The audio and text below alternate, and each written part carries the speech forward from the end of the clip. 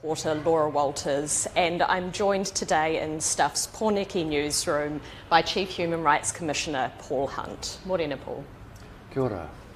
So last night we had some new human rights data, global human rights data that was published by the Human Rights Measurement Initiative. And the results were pretty damning for New Zealand. It basically said that we are failing on every single social and economic right. And that's taking into account the resources that we currently have at our disposal right now.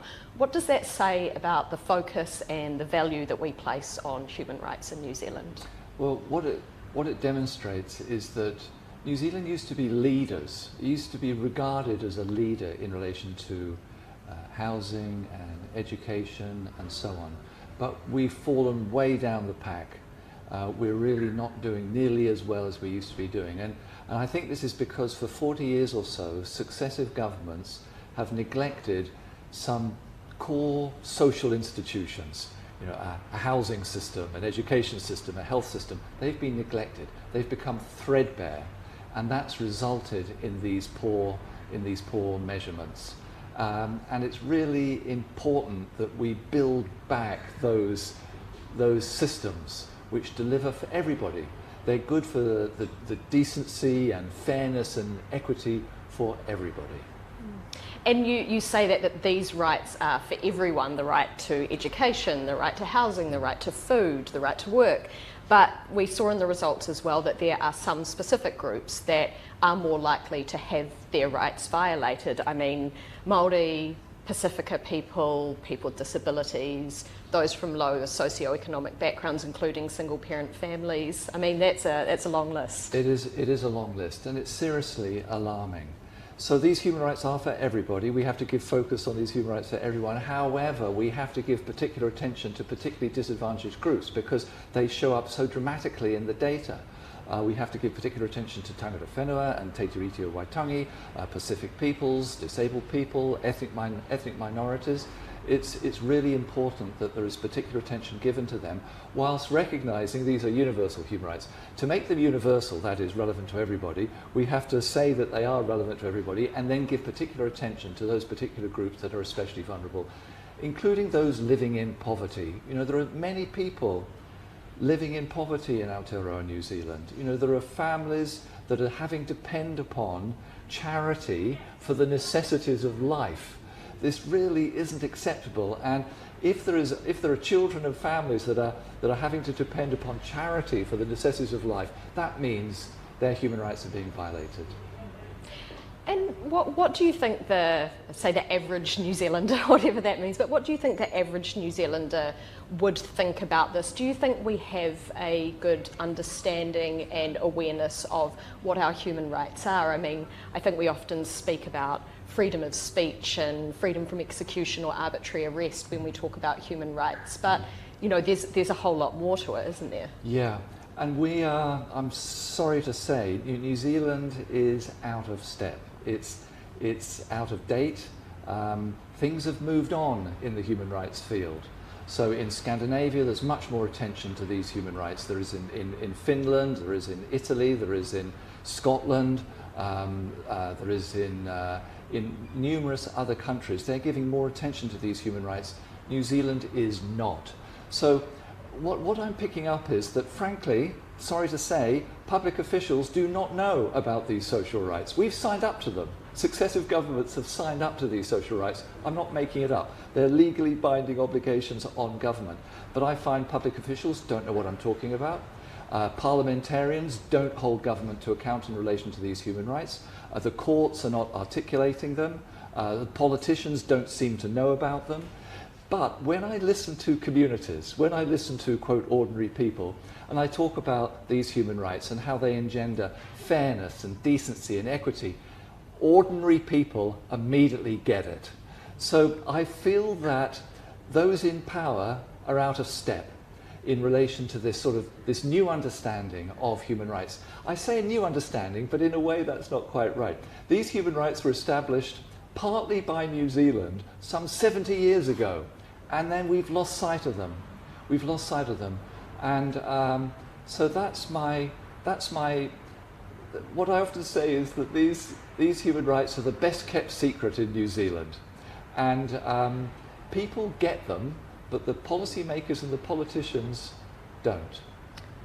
How important is it that these policymakers and these politicians, I guess, catch up? I mean, we've been having discussions recently in New Zealand throughout the COVID pandemic, and after that, you know, we had this massive occupation just down the road at Parliament where we saw these kind of splintering groups, this breaking of society. You're talking about fairness, about decency. How important is it that we get this right in order to have that cohesive society? I think it's absolutely crucial.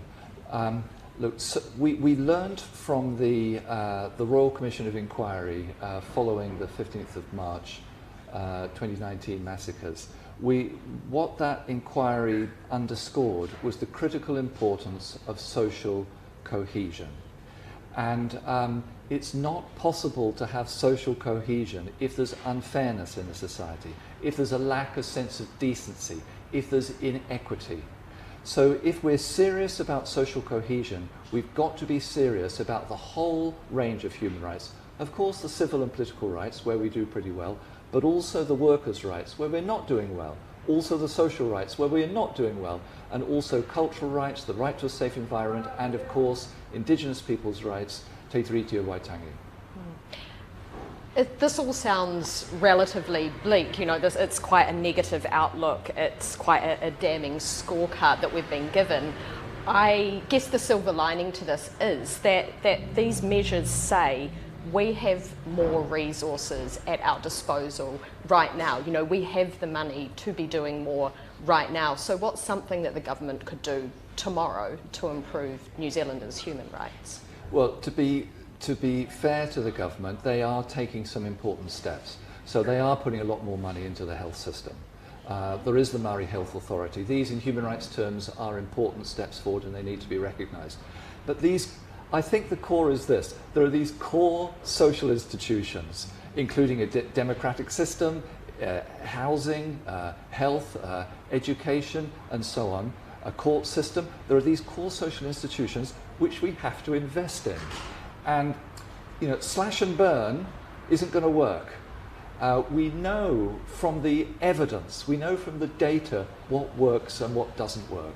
And we know that the policies of successive governments over the last 40 years have not delivered social and workers' rights and cultural rights for everyone.